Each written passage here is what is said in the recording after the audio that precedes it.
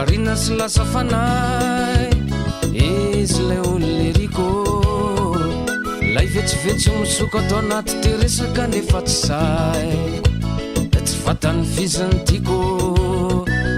miezaka ihany nanantona mora nanao jery vilana kaiky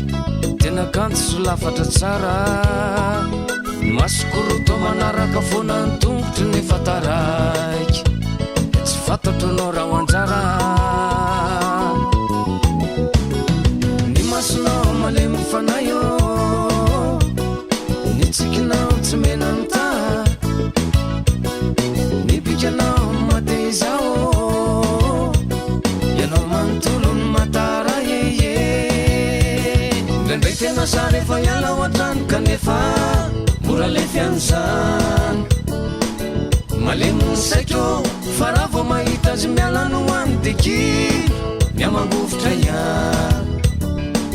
mamindraza tsy aiko meo eritsainao raha eo ambony asaiko mahita fa amin'ny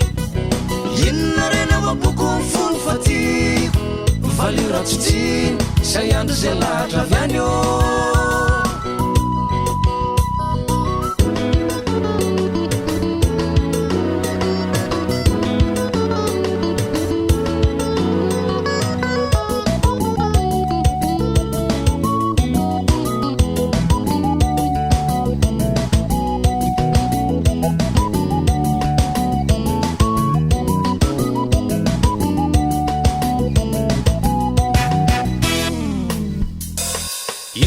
andro tsy mahitanao tena mba masofitray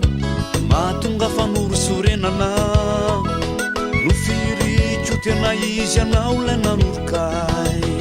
aty aminao ananorom-ponenana lay endrikao mateo ty satry foana hoe ho anolony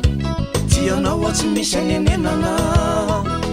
lay tsikina tamin'ilay ny fanena saika nasafitray